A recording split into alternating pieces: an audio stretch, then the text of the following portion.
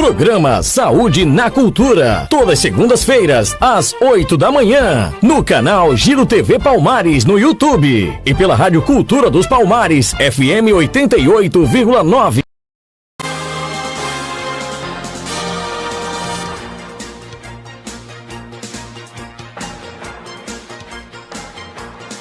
Agora são 8 horas e 21 minutos. Muito bom dia para você que está acompanhando a programação da sua Cultura dos Palmares. E hoje, segunda-feira, é dia de conversar com o médico cardiologista, titulado pela Sociedade Brasileira de Cardiologia, Associação Médica Brasileira, residência médica em Medicina Interna, Clínica Médica no Hospital Barão de Lucena, pós-graduado em Medicina do Trabalho pela Universidade Federal de Pernambuco, em Cardiologia pela Universidade de Minas Gerais, concurso de graduação em Endocrinologia e Geriatria pela Universidade Estácio de Sá, médico do trabalho e realiza perícias para aposentadorias dentro do trabalho.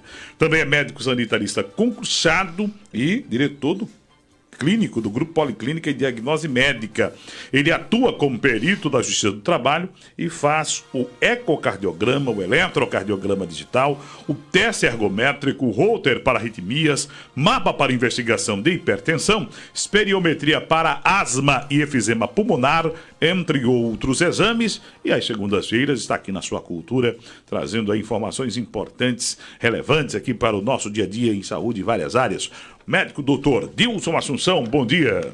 Bom dia, grande Mávio Alves, bom dia público ouvinte da Cultura dos Palmares, bom dia a você que não sai de casa há tantos anos, né, sem ouvir Dilson Assunção e Mávio Alves.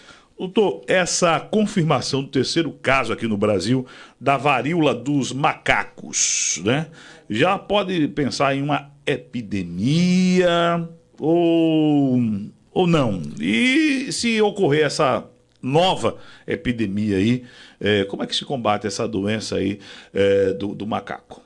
Olha, Mávio, as doenças infecto-contagiosas, elas tiveram um período de grande combate, principalmente com as vacinas, tá certo? Uhum. Então ela foi extinta, né, na década de 60, 1958 mais propriamente dito, né? E nesse período nós praticamente só tivemos casos ligados, por exemplo, a pessoas que vivem em matas, indígenas, mateiros e assim por diante. Então, essa dos macacos, principalmente, esse vírus, ele foi descoberto em 1970, é uma variante, né, de roedores, né? Os roedores terminam transmitindo para os macacos e depois os macacos, com maior zoonose, transmitem para os seres humanos. E nós já estávamos, a varíola foi uma das pestes que mais matou gente no mundo todo, principalmente na idade, em 1200, por aí. Ou seja, nessa idade das sombras, né, muita gente morreu no mundo todo. Mas desde que Jenner conseguiu a vacina, né, inoculando na sua própria filha e fazendo a vacina, as coisas se controlaram. Então, veja, uma doença que foi praticamente extinta está voltando, né? Agora, essa doença tem um corredor sempre, os vírus sempre têm um corredor. África e Ásia, né? Então, dessa não poderia ser diferente. São pessoas que tiveram contato com o além-mar, ou seja, Portugal, tá certo? E tiveram na África. Inclusive, esse terceiro caso é um gaúcho, né, de Porto Alegre, mas que acabou de vir de Portugal. Então, ele chegou de Portugal apresentando bolhas e feridas de pele, aquelas bolhas horríveis que deixam marcas, cicatrizes profundas, né? Elas coçam e doem muito, inclusive elas não poupam até a mucosa, ou seja, boca, vagina e assim por diante. Você pode ter, como com toda a virose, febre, calafrios, dor de cabeça, dor muscular, cansaço. Mas o que é patognomônico disso aí são aquelas bolhas que deixam essas marcas profundas. Geralmente, quando nós nos infectamos com um vírus desse, tem um período de incubação. O vírus fica naquela guerra entre os anticorpos que me defendem e o vírus que me ataca, em torno mais ou menos de 5 a 21 dias. Essa diferença é grande, Mávio, porque tem pessoas que têm um grande poder de imunidade, ou seja, é como se fosse um exército muito mais treinado. Essas vão ter um período de incubação muitas vezes mais longo, tá certo? E outras que têm um poder muito menor vão ter um período de incubação mais curto, tá certo? Essas pessoas, elas devem ser colocadas num hospital, de preferência de infecção contagiosa, tá certo? E tomada todas aquelas medidas e barreiras que nós temos. Não acredito que haverá uma epidemia, por quê? Porque diferente das viroses respiratórias que vão, por exemplo, em barcos, aviões, de pessoa a pessoa no mundo todo, nesse tráfego frenético aéreo e naval no mundo, essa é uma doença mais de contato. Ou seja, acredito que nós vamos ter casos espaços, né, epidêmicos, surtos, de um lado ou de outro, e ela vai ser controlada, obviamente também, a tecnologia, nós temos vacinas também para debelar isso aí. Então, a transmissão da varíola dos macacos era transmitida, por exemplo, em animais para pessoas. Nem todas as doenças, as zoonoses, são as doenças próprias de animais, são transmitidas para pessoas, mas nós temos várias, né? No Brasil é muito comum a leishmaniose, quem não sabe, aquelas feridas crônicas. Aqui tem cachorro, né? Cachorro, né? O cachorro pega e passa para os humanos. Aqui já tivemos casos, assim, dezenas de casos em Serra Azul, quando eu era secretário de saúde, né? Fiz aquelas feridas que não cicatrizam praticamente com nada. Quando você faz a pesquisa de leishmania, está lá positivo, o tratamento é o glucantine, o Ministério da Saúde financia e dá gratuitamente para as pessoas. Então, nesse caso, o contato tem que ser com secreção de sangue infectado de animais, ou seja, você tem que ter um contato com o macaco ou então com roedores. Então, acho que, apesar desse alerta sanitário, está todo mundo... Imagina, uma pandemia dessa que acabou com a economia do mundo todo, né? Uhum. Você veja, Marcos, foi mais importante essa pandemia para perdas do mundo do que a Segunda Guerra Mundial, morreram 45 milhões de pessoas na guerra, propriamente dita. A economia parou. Quando você tem uma guerra, você para a produção de alguns produtos, substitui por outro. Por exemplo, deixa de fabricar geladeira para fabricar bomba. Fabricar arma, bomba, ou seja, a economia funciona de qualquer maneira, entendeu? De uma maneira ou de outra. E assim, e muitas tecnologias terminam surgindo por conta da emergência da guerra. Num caso desse, o Covid, não. Ou seja, apesar de hoje sabermos que colocar todas as pessoas presas em casa não teve grandes impactos, né? Pesquisa científica, principalmente americana, né? Não teve grandes impactos. O impacto maior foi o quê? A vacina. O impacto maior foram as medidas sanitárias, usar máscara, usar álcool gel, ter as preocupações que nós devíamos ter com a toalete de limpeza, que nós não tínhamos antes. Chegar num restaurante, caía comida numa mesa, muitas vezes não era esterilizado, a gente comia aquilo ali. Hoje não, hoje todo mundo passa seu álcool gel. Então, essas medidas são fundamentais. Portanto, eu não acredito que nos 5 continentes essa doença vá se espalhar. Doutor Dilson, essa história de chegar em casa e lavar as mãos, a gente aprende nas aulas de higiene e saúde. Eu lembro, na 5ª, 6ª série. Mas parece que a gente esquece, né? Olha, Mávio... O brasileiro chega em casa e já vai para a mesa almoçar e não passa nem para lavar a mão. A grande revolução da medicina não foram episódios espetaculares de ciência médica, de grande descoberta. A grande descoberta da medicina, a grande revolução, foi quando os médicos passaram a lavar as mãos. O que acontecia? Que acontecia o seguinte, inclusive esse médico foi um dos mais perseguidos, inclusive foi demitido. Ele dizia o seguinte... Antigamente, o que é que nós fazíamos? Nós médicos, né? Hoje não tem mais cadáveres. A gente trabalha sempre com modelos, bonecos, né? Aqueles bonecos feitos artificialmente por computador. Mas, quando eu me formei há 40 anos atrás, nós íamos para um laboratório de anatomia, pegar os cadáveres, né? Aquelas pessoas indigentes, íamos dissecar. Ou seja, tirar cada parte para... Por exemplo, um cirurgião, ele ia dissecar o abdômen para saber qual é a camada muscular, qual é a camada da aponeurose e assim por diante. Eu ia aprender... com os indigentes. Tanto é que todas as formaturas nós prestávamos homenagem aos cadáveres desconhecidos, tá certo? Hoje isso quase não tem mais, porque ninguém quer ceder cadáver para ninguém. Então, nesse caso, o que é que acontecia, Mávio? Nós íamos lá, dissecávamos o paciente, aquele cadáver, muitas deles tinham bactérias, estavam no formol, mas tinham bactérias, e muitos dos médicos daquela época, isso eu estou falando há 300 anos ou 200 anos atrás, eles saíam e iam fazer partos normais. Ou seja, e traziam o quê? A infecção cruzada, trazia a infecção do cadáver ou de outra pessoa para lá. E com isso, a febre puerperal, que era o nome dessa doença, matou milhares de mulheres no mundo todo. E um camarada olhou, ou seja, um médico muito observador, hoje ele é considerado o pai da infectologia, mas ele foi demitido por conta disso, que os médicos deviam ser obrigados a lavar as mãos, a esterilizar as mãos. E por conta disso ele foi demitido do seu trabalho, né?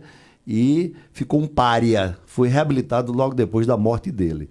Então veja, Mávio, aí isso aí houve uma queda, ele mostrou que houve uma queda vertiginosa. Aquelas milhares de mulheres que morriam dentro do hospital por uma febre... Após o parto? Após o parto, por uma febre crônica, chamada puerperal, deixaram de morrer.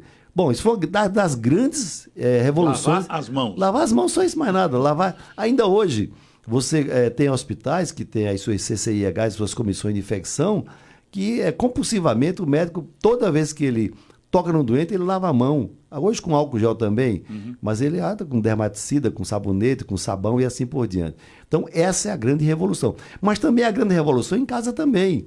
Se você pegar, por exemplo, fazer uma cultura do vidro de um celular, ele tem mais bactérias que muitas vezes que um hospital, celular de uma pessoa. Vixe, se você pegar a maçaneta de um shopping, maçaneta do banheiro, ou seja, já foi feitas essas pesquisas, né? Já. E aí o seguinte, aí o cara pega lá, o cara lava a mão, aí quando sai pega na maçaneta aquilo ali, aí bota na boca. Então esse ciclo se completa. Então essas pandemias, elas serviram também para a gente civilizadamente aprender noções de toalete, de limpeza e assim por diante. Então nesse caso, Mávio, acho que essa toalete, essa preocupação com roedores, pragas e também com contato humano bastante...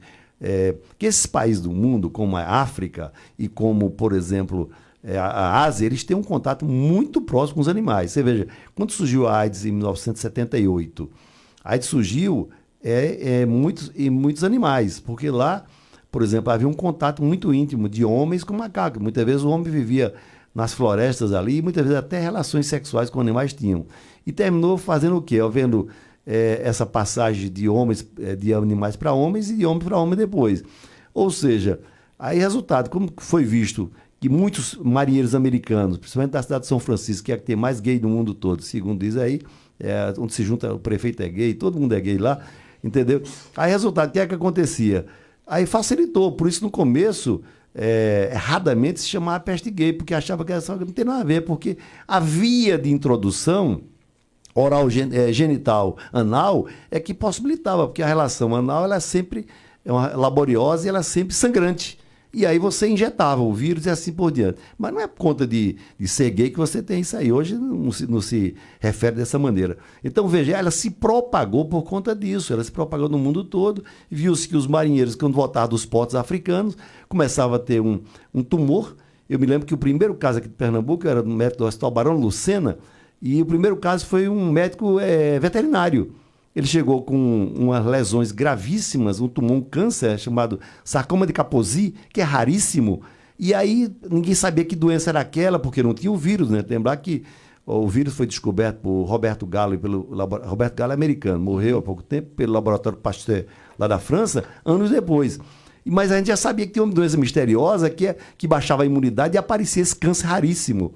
E aí o seguinte, se propagou e todo mundo sabe a história depois disso aí. Então, sempre nessa dualidade. Na China, a mesma coisa. As pessoas são pobres, elas botam os animais, o porquinho e também os animais silvestres, como civeta, que é um gato do mato, dentro de casa. Esses animais geralmente têm zoonoses, porque eles têm medo de serem roubados, serem abatidos. Que é frio também lá, né? Que é frio e assim por diante. Então, essa proximidade desses dois continentes é que, na verdade, é um rearranjo molecular que faz com que você tenha grande parte das epidemias de viroses ou saídas da África ou saídas da Ásia. Muito bem. Doutor Dilson, vamos falar um pouquinho agora, mudando de assunto, sobre o desaparecimento do jornalista britânico, né? E também do indigenista brasileiro. Teve, né, esse final de semana, inclusive, no Rio de Janeiro, protestos, né, chamando a atenção. Está tendo aí uma pressão também e uma comoção internacional. Afinal de contas, o cara era correspondente de um grande jornal britânico, né? Quando é que acontece aí esse fato? Por que tem semelhança com o brasileiro, de outra cidadania? O que a gente pode tirar desse desaparecimento? O que a gente pode mais dar como consequência? E o mais importante, a causa disso, né? Olha só, veja só, é importante que quem fala na imprensa seja isento das coisas, entendeu? E proporcionalizar, dar exemplos concretos para que o cidadão saiba o que está acontecendo. Veja, se você pega um jornal, por exemplo, alinhado a qualquer temática do meio ambiente, o camarada, com razão ou sem razão, ele leva a sua verdade, e muitas vezes essa verdade é uma fake news, é uma mentira. Vou dar só um exemplo aqui a você, o que aconteceu com esse caso aqui. Por exemplo, está havendo uma guerra entre a Rússia e a Ucrânia. Vários correspondentes internacionais, por conta de efeitos colaterais, bombas, estilhaços, morreram. E alguns desapareceram. Inclusive, nós temos um brasileiro que é um enfermeiro que era um visionário, ou seja, pegou o seu fuzil, foi para a Ucrânia e morreu. e quer ser repatriado agora para o Brasil. Então, mas não causa comoção. Você não para um Estado ou uma nação para isso aí. No caso, o que é que aconteceu?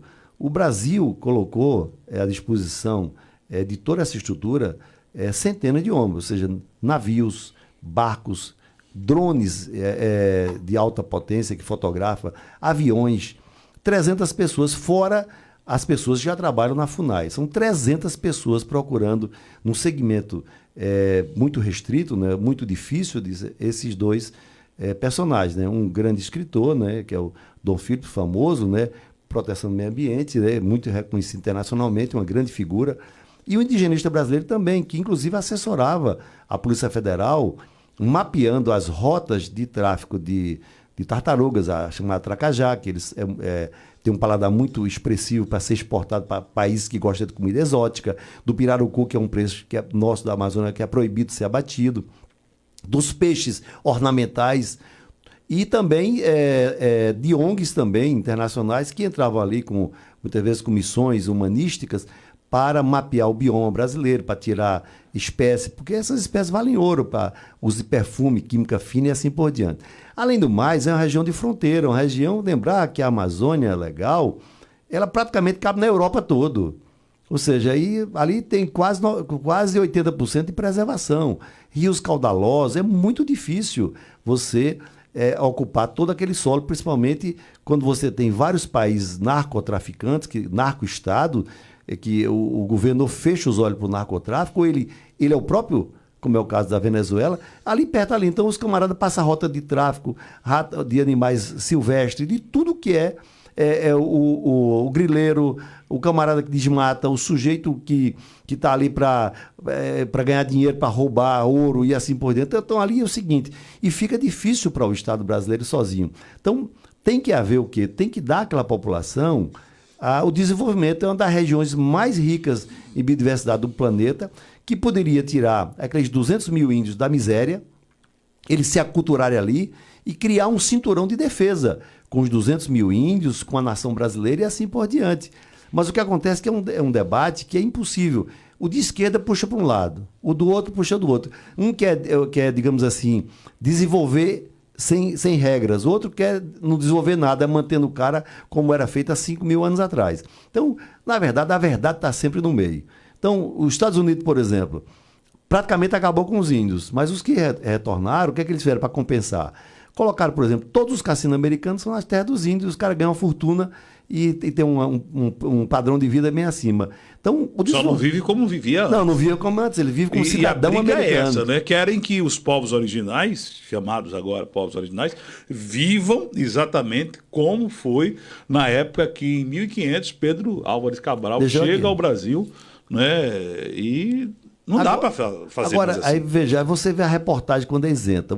Um país tira, ou seja, da sua segurança, centenas de quanto é que vai custar quanto é que vão custar essas buscas para o Brasil e para o mundo? Alguém disse assim, não, por exemplo, umas crianças lá na Coreia caíram numa caverna, todo mundo se lembra, um time de futebol, e o mundo todo se mobilizou, até o homem mais rico do mundo queria fazer uma cápsula que ele usava para o espaço para entrar ali. Ou seja, quem é que se mobilizou para trazer algum recurso aqui?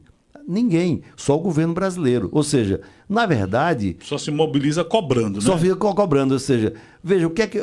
certamente eles foram mortos no mesmo dia, já foram encontrados os pertences dele, o cartão de saúde, o notebook, as roupas. Por quê? Porque, veja, eles estavam numa área já ameaçados de morte há algum tempo por conta principalmente o indigenista brasileiro, o Bruno, por conta de ele mapear para a Polícia Federal a rota do tráfico. Entendeu? Então, eles não poderiam jamais ir para um negócio desse, numa área inóspita, sem armas, sem nada, sem guias, para um lugar onde eles já estavam ameaçados de morte por conta do trabalho deles. Então, é a mesma coisa se eu sair daqui para a Ucrânia, a possibilidade de morte é muito grande. Não vai se culpar a vítima, mas é um risco inerente que você corre, entendeu? Aí, não, mas o Estado brasileiro, em tese, tem que dar a todos os cidadãos brasileiros, a todos os jornalistas, isso é em tese, entendeu? É em tese, ou seja, do mesmo jeito também você tem que dar à população geral.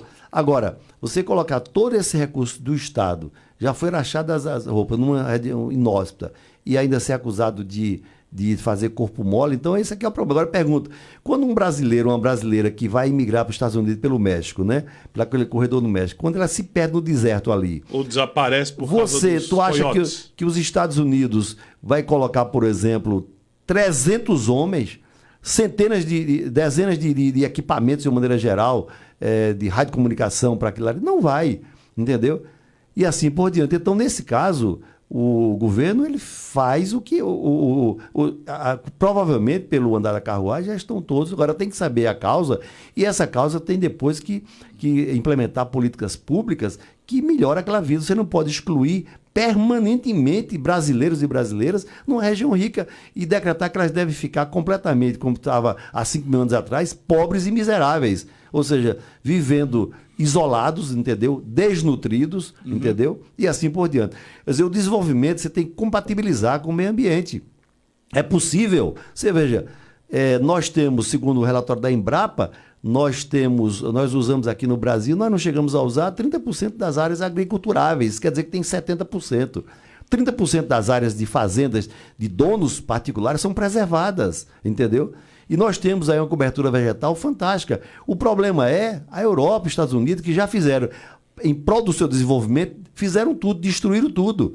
Você veja, 75% do petróleo americano é tirado de xisto, ou seja, que mais poluente que tem. Eles podem, a China e os Estados Unidos respondem por mais da metade da poluição do mundo.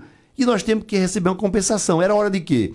De todo mundo fazer um grande apoio e, claro, sem interferência na soberania nacional, ajudar o governo brasileiro com apoio financeiro de bilhões e bilhões.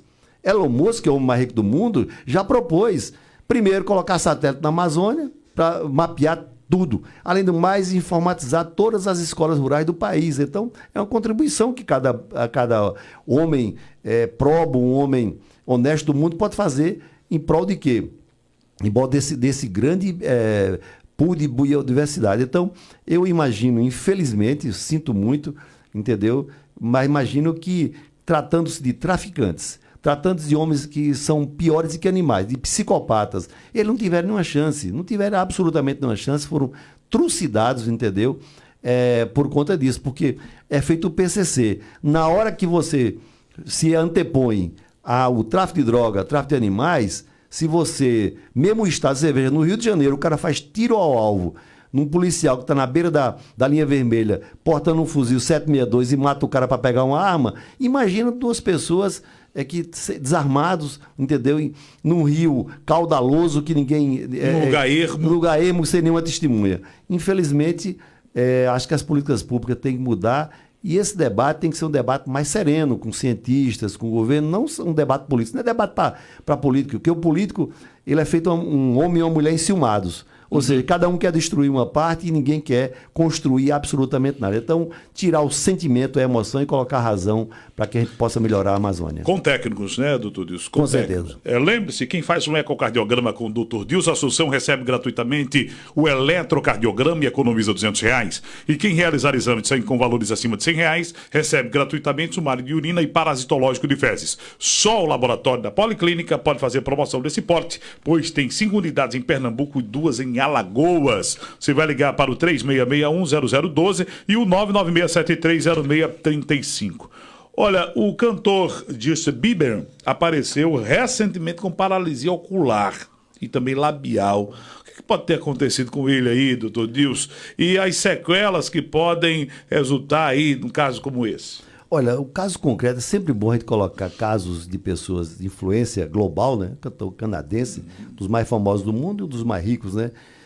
E o menininho mais mimado, mais bonitinho que a América e o Canadá têm, né? Ele é bem amado, o bicho é revolucionário. Então, ele apareceu. E outra coisa de estranha, porque essas pessoas... Hoje na internet só se cultua o belo, o Apolinho. Isso. Ele apareceu com a boquinha torta, o olhinho sem abrir, entendeu? Parecia Dr. Dilson quando saiu do hospital há 5 anos atrás, ou seja, sem abrir o olho. Resultado, mas isso é importante para que as pessoas saibam que doenças acontecem com qualquer pessoa, independente de eu ser bilionário ou ser um pobretão. Então, eu quando olhei a foto do Justin Bieber, vi que a comissura labial, o arco de Cupido, aqui no meio da boca, a boquinha estava perto da orelha. E eu também vi que também ele tinha um olho sem abrir, ou seja, a janelinha do olho não abre, então a paralisia facial, e ele estava movimentando os braços, já diagnostiquei que ele não pode ter tido um AVC. Porque um AVC, um acidente vascular cerebral, um derrame, ele pega metade de todos os nervos. Então ele vai dar, por exemplo, redução da força de um membro, do braço e da perna e tudo mais. Nesse caso, só foi a face. Então isso certamente foi uma infecção, mas tem várias causas. Eu me lembro que todo mundo se lembra que o grande Ayrton Senna da Silva teve uma paralisia também. Só que a dele foi a frigore, como o italiano fala, frio. Ele foi participar de um campeonato de Fórmula 1 e a temperatura estava 20 graus abaixo de zero. E o nervo congelou e deu uma paralisia. Nossa. A frigor, a frio. No caso do Justin Bieber, que pegou o nervo auditivo, ou seja, o nervo do ouvido e o nervo facial, é o nervo facial que pega, inclusive, uma parte da face, né, da mandíbula, e o olho, então certamente isso foi por herpes zoster. Então o sujeito tem uma paralisia por um vírus, esse vírus ele está incubado, ele está dentro de mim desde criança, da cachumba, né? E ele reativa. Então quando era um idoso, eu sempre vou procurar rastrear um câncer, uma doença maligna no futuro. Quando era um jovem, pode ser por baixíssima defesa, uso de drogas, álcool, má alimentação e tudo mais. Então, no caso do tratamento, do caso do Justin Bieber aqui no caso, isso vai causar o quê? Paralisia, zumbido, dor e parestesia, que é uma dor quente que ninguém aguenta, entendeu? Vamos usar o quê? Corticoides em altas doses e vamos usar um antiviral durante 10, 15 dias e assim por diante. Ele tem uma chance de 75% de se curar sem sequela e 25% de ter sequela. Eu já tive casos, Marvio Alves, que depois de 10 anos o vírus, ele é um vírus, só tem poucos vírus que gostam de nervo. Ele é neurotrópico, ele vai por cima do nervo, tá certo? Os vírus geralmente pegam mucosas, como gripe, pega pulmão. Esse não, ele pega nervos. E outro vírus que pega nervo também é o vírus da raiva. Então, nesse caso, ele destrói o nervo. Eu já vi pacientes, por exemplo, que a boca ficou na orelha e ainda hoje a pessoa é uma mulher, ela come com canudo. Ela não se alimenta, ela não morde. Porque a boca é do lado. Porque é o seguinte, nós temos dois nervos, um que puxa a boca para um lado e outro para outro. Cada um com 50%. Quando eu corto o elástico de um lado, ele vai puxar para o outro, é o que acontece. Então, nesse caso, a gente pode fazer infiltrações de corticoide e tudo mais. Essa doença não pega só face. No caso aí, quando pega ouvido, nervo auditivo e o nervo facial, chama-se síndrome de Hansen-Hunt. Essa é a doença da face. E, no caso, você pode ter em toda parte. Eu já tive casos oculares que a pessoa perdeu o olho, teve uma ceratite e perdeu o olho. Já tive casos, por exemplo, de uma pessoa aqui na Santa Luzia, que ela pegou no tórax, né, destruiu os nervos do tórax, e eu só consegui controlar a dor, que até morfina usava, quando nós fizemos um encaminhamento para as clínicas, para um cirurgião vascular e um neurologista, que destruíram os nervos do tórax do paciente. Porque enquanto tinha nervo, tinha dor. Nenhum remédio funcionava. Era uma dor arquejante, lacinante e assim por diante. Então, claro que vai de coisas simples, que você fica 10 dias bom, para coisas bem complexas. Então, por isso que nós temos no pool diagnóstico, mas o tratamento ele tem 75% de chance de se curar. Falando em cura, doutor Dilson, vamos falar um pouquinho aí do Covid, dos casos de Covid, mas antes, o Jair Ribeiro, bom dia, Mário, bom dia, doutor Dilson, ótimo programa, o José Gleitson também aqui com a gente, acompanhando o programa, mandar abraço aqui também para a nosso ouvinte lá deixa eu ver, bom dia, doutor, Campos Frios, estou sempre lhe escutando lá em Campos Frios, deixa eu ver aqui o nome dela. Não está aqui o nome, está apenas o WhatsApp aqui, que é o 6760.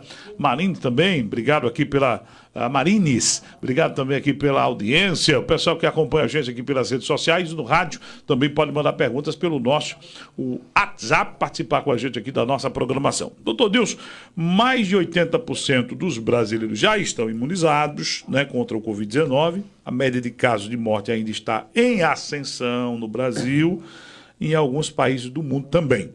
O que a gente pode imaginar agora com essa nova onda? Já tomou primeira dose, segunda dose, terceira dose, quarta dose? Não tem controle essa doença?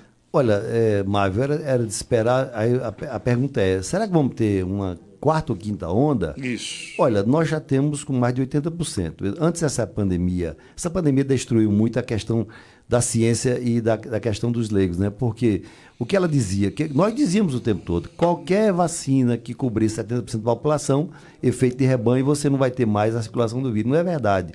Tem países que já tem mais de 90% e continua circulando o vírus. Então, o que a vacina propicia é reduzir os casos fatais. Porque, veja, os casos mesmo já estão em milhares, mais de 30, 40, 47 mil em média. Mas a mortalidade continua abaixo de 150. Porque nós entramos duas novas variantes, né? A B4 e a B1.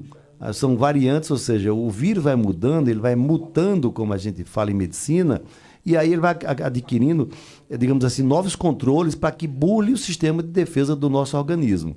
Então, lembrar que a vacina ele vai evitar casos graves, tanto é que tem estados que há 2, 3 meses não tem uma caso de morte, mas tem milhares de casos concretos.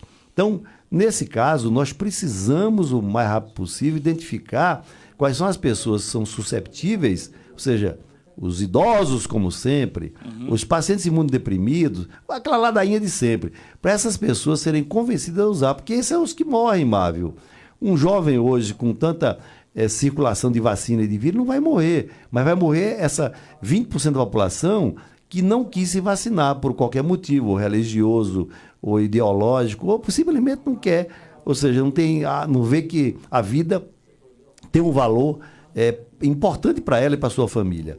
Então, os estados e os municípios que são os grandes organizadores, porque vacina tem sobrando. A vacina tem sobrando, daqui a pouco vai ficar feito nos Estados Unidos, tem 1 bilhão de vacinas para vencer e os caras não querem tomar, entendeu? Então, nesse caso, a questão aí é o seguinte, não foi só a abertura, porque o Brasil nunca fechou bastante, é porque surgiram 2 novas variantes e eu imagino que nós não teremos uma onda como a outra, mas lembrar que a África, que é o grande celeiro dos vírus, continua sem vacinar a sua população. Tem locais que só tem 12% da população. Então o vírus circula, ele muda ali e ele é exportado para os outros países. Então, os países capitalistas, principalmente China, que é um dos maiores produtores, Estados Unidos, Alemanha, Inglaterra, tem que fazer um pool e vacinar os africanos, doutor. É o mínimo que ele pode fazer para se proteger. Ou seja, tem que ter políticas compensatórias. Porque quando chega a economia, eles vão ter que pagar a conta. Porque, por exemplo, olha, Xangai fechou agora, hoje, mais uma vez, para fazer exames. São 20 milhões de habitantes, é o centro financeiro da China. 20 milhões de habitantes. São Paulo tem 12, quase o dobro, né? Há 2 populações de Pernambuco. 2 populações de Pernambuco. Ó. Resultado de Xangai, por exemplo, quando a bolsa para, ou seja, todo mundo empobrece, cara. Então é importante que toda essa população se imunize para a gente já pensar nas próximas batalhas. É assim que é a vida, doutor. A vida nós não perdemos a guerra, nós ganhamos ou perdemos uma batalha, nos recuperamos e na frente vamos ser ovacionados. Então, só os fortes sobrevivem. É verdade. 8h54. Lembrando aí, a Policlínica do Distrito Assunção tem o seu Departamento de Medicina do Trabalho, realizando há mais de 30 anos o ASO, que é o Atestado de Saúde Ocupacional, o PPP, Perfil Profissiográfico Profissional, o PPRA, Programa de Prevenção de Risco Ambiental, PCMSO, Programa de Controle Médico de Saúde Ocupacional, o Laudo Médico de Insalubridade e Periculosidade, entre outros exames, e você pode entrar em contato pelo 3661-0012. Aí a Geni lá de Campos Frios, Geni de Campos Frios, estou ouvindo aí o programa, obrigado. Lourdes Santo Onofre, aí, obrigado pelas informações sobre informações do que é melhor remédio, informação e tal. Informação é o melhor remédio, a Lourdes está dizendo aqui, e é verdade, né, doutor Dilson? A gente bem informado, com certeza a gente consegue evitar muita coisa mesmo. Por exemplo, a cantora Joelma, que foi lá da banda Calypso, né, que hoje é outra coisa, ela foi internada recentemente e o rosto dela estava inchado, uma coisa impressionante ali. O rosto dela estava parecendo do Nhonho, né, lá do Chaves. Lembra aquele personagem do Nhonho lá? Exatamente. Aquele bem arredondado, bem gordinho. Pois é. O que pode ter acontecido lá naquele caso da Joelma? Olha, Mávio, bom, com 40 anos de profissão, a medicina, fiz 40 anos esse ano, passa a ser, a gente vê pelas estrelas, né? Não tem nada a ver com magia, não, como antigamente a gente, digamos assim, quando o médico fazia uma receita, ele tá aqueles 2 tracinhos que ele pedia aos deuses que alimentasse sua inteligência. Hoje, a gente aprende, principalmente nas faculdades e assim por diante. Então, o que acontece? Aconteceu com Joelma. Joelma se vacinou 3 vezes. Ela é vacinada completamente desde o começo e tudo mais, não teve nenhuma janela imunológica. Mas teve 3 Covids depois que se vacinou, ou seja, mostrando exatamente. E como o caso dela era um caso, digamos que ela tinha sempre lesões pulmonares e tudo mais, muita mialgia, que é a dor muscular, muita artralgia, que é a dor na articulação, certamente os médicos capricharam no uso de corticosteroide, tá certo? De corticoide. A mesma coisa eu faço quando o paciente está em cadeira de roda com a febre chikungunya. O que é que acontece? Todo remédio, gente, tem efeitos para aquela doença e os efeitos colaterais. Não existe remédio nenhum sem efeitos colaterais. E como deve ter acontecido, que a dose deve ter sido muito alta e ela desenvolveu a chamada síndrome de Cushing. A síndrome de Cushing original é quando a minha suprarrenal fabrica corticoide e eu fico com cara de bola. Eu fico com uma cara de bola, eu vou reter líquidos, eu vou ter estrias que cabem 4 dedos e assim por diante. Mas essa doença também pode ser dada por uso excessivo de corticoide. Entendeu? Foi o que aconteceu certamente com ela. Ela teve no caso a dengue, ela teve no caso a Covid, tá bom? Você veja, no caso aqui do Brasil, minha preocupação maior nesse momento é com as doenças transmissíveis pelas arboviroses, pela Aedes aegypti, porque a Aedes aegypti é um mosquitinho safadinho, mas veja, o camarada, ele numa picada, ele pode levar para você 100 doenças ao mesmo tempo. Ele é capaz hoje, no sistema dele interno, de acumular até 100 vírus, sem o vírus matar o miserável, ou seja, numa verdadeira simbiose, num casamento fantástico. Então aqui no Brasil, numa picada ele coloca febre amarela, principalmente em Minas Gerais, São Paulo ali, e a Amazônia, legal. Ele pega o Aedes, ele pega o dengue, 1, 2, 3 e 4, as 4 dengue, a zika vírus, tá certo? E a febre chikungunya, numa picada só. E aí o seguinte, perdeu-se o controle. Quando nós estávamos numa grande pandemia, todas as mortes eram sempre, até as mortes do coração eram dadas para Covid. Tudo, não aparecia dengue, como é que pode? As condições sanitárias de chuva, de prestação pluviométrica era a mesma. Agora está aparecendo, voltando a tuberculose, as pessoas voltaram a morrer das coisas que eles morriam antes, entendeu, Mário? Então se misturava uma coisa, o cara tinha uma tuberculose final, que morre no Brasil, milhares de pessoas de tuberculose. Aí se tivesse no sangue, por exemplo, a Covid, e se botava o diagnóstico principal Covid, mas o cara ia morrer de tuberculose ou de câncer. Então, hoje está começando a aparecer as outras doenças, entendeu? Os AVC da vida e assim por diante. Então, nesse caso, Mávio, eu imagino que tenha sido a terapia, ou seja, ela teve uma Cushing secundária, ela tem que parar esse remédio devagarinho, não pode parar de vez, porque ela pode ter uma hipotensão e até entrar em coma, para de vez, a gente desintoxica o paciente. Então, se eu estou usando 80 miligramas, aí eu passo depois para 60, 50, 40, 30, até chegar a 5 miligramas e tirar do paciente. Ela já teve alta, tudo, mas continua medicada? Ela né? Continua, porque você vê, o manequim dela, mamas, barriga, ela ficou quase o dobro do normal. Nossa! Mas aí eu imagino que um bom endocrinologista, um bom internista, um bom clínico geral, que faça um tratamento alternativo, que não use essas drogas, vai fazer com que ela retorne ao normal em pouco tempo. 8 horas e 59 minutos. Para terminar aqui, doutor Dilson, decisão da maioria dos países do mundo de não produzir veículo movido a combustível fóssil nos próximos 10 anos. Era de se esperar aí, né, que o petróleo caísse de preço, as empresas perdessem valor no mercado. Por que isso não está acontecendo? Olha, Mávio, é uma coisa bastante estranha, porque, veja, a Europa já decretou, até algumas montadoras brasileiras, que em 2030 nenhum carro vai sair das fábricas usando combustível fóssil, seja gasolina ou diesel, né? Então, veja o que acontece. Então, era de esperar que despencassem as grandes produtoras de petróleo do mundo e assim por diante. Mas não aconteceu isso, porque o petróleo não serve só para combustível, né? Então, ele tem milhares de produtos, desde química fina, roupas, medicamentos, plástico. Então, é uma indústria muito... Segunda coisa importante, quem tem petróleo fez o quê durante a pandemia? Reteve. Os Estados Unidos deixou os produtores que perderam dinheiro em 2020 deixar de produzir. E o preço do petróleo, que era $60, o Brent saiu para 130 e pouco. Então, isso quebrou a economia do mundo, porque o cara estava retomando a economia. Além do mais, a guerra da Ucrânia, quando tirou o maior produtor o Brasil, um dos maiores do mundo, e a Ucrânia também. A Ucrânia produz trigo para grande parte dos países europeus. Então fez com que explodisse. Então os países da Europa, que já eram paupérrimos, tem uma dívida absurda, vive só de empréstimo, como Itália e tudo mais, estão quebrados. Então, por quê? Porque ele não produz alimento. Se você for comprar uma carne hoje na Suíça, 1 quilo de carne, chega a R$ 500. Eu tive na Suíça 3 anos atrás, era 330 um quilo. Deus me livre. Entendeu?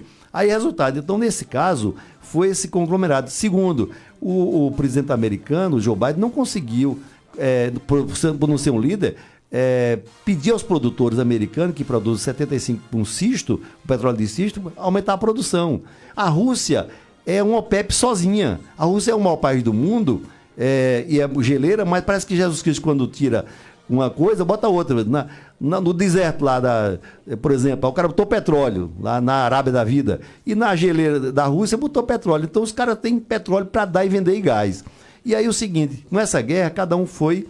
A Europa foi retaliar a Rússia começou a tirar o petróleo e aumentou a dó, aumentou porque ele só recebe dinheiro em rublos hoje. Então desorganizou completamente. Precisava de quê? De um líder, o Joe Biden, é o líder americano, que é o país mais poderoso do mundo, que sentasse, fizesse um acordo, doutor. Entendeu? Um acordo de não interferência aí. Mas é o seguinte, cada um vai querer mudar a geopolítica de um país, ou seja, entrar naquela celeira daqueles guerreiros, que esses caras vivem brigando há 5 mil anos, Mário. 5 mil anos. Há 5 mil anos estão brigando. Não é possível, é guerra étnica, é cicatrizes. Então não é possível que os Estados Unidos queiram expandir a OTAN para aquela área, instabilizando o mundo todo. Acho que a culpa aí foi da fraqueza do Biden. Que ele podia... Agora, doutor Dilson, essa história de que governadores vão entrar em acordo aí para baixar aí a alíquota do imposto sobre combustível, não dá um respiro para a gente, não? Vai dar um respiro, vai cair quase R$2.